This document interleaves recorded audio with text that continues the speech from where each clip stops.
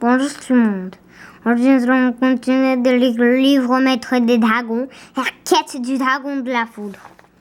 Chapitre 14. Une attaque venue du ciel. De grands coups de tonnerre se font entendre. Brown, brown, brown. Puis des nuages sombres envahissent le ciel. Le toit de l'écurie cède. Des morceaux de bois et de chaume tombent sur le dragon de la foudre. Gémit le bébé dragon affolé. Lalo, crie Carlos en ouvrant la porte de l'écurie. Un dragon apparaît alors dans l'ouverture du toit. Il a un long corps comme l'ombrique. Il a cependant 4 pattes et de longues moustaches tombent de chaque côté de son museau. Son corps étincelant est couvert d'écailles mauves foncées. Une femme aux cheveux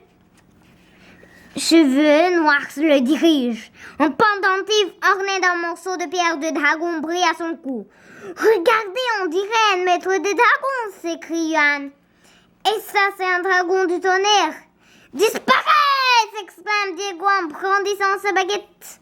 La baguette magique projette un rayon d'énergie bleue vers la femme. Et son dragon, la femme lève la main. Et un rayon de lumière mauve en jaillit brusquement.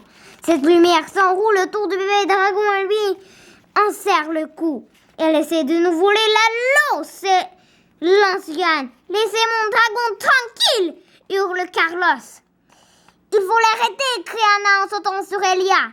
Chou, jet d'eau, ordonne Beau à son dragon. Chou crache un puissant jet d'eau vers le dragon du tonnerre.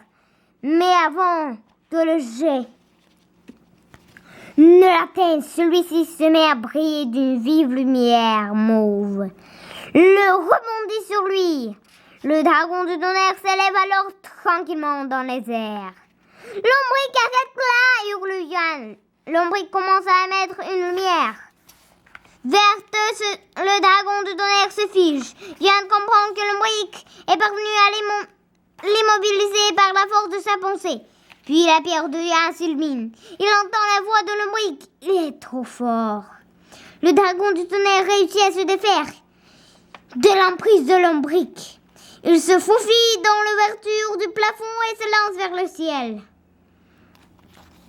emportant le bébé dragon avec lui. « Lalo !» s'écrie Carlos, dont la pierre brille très fort.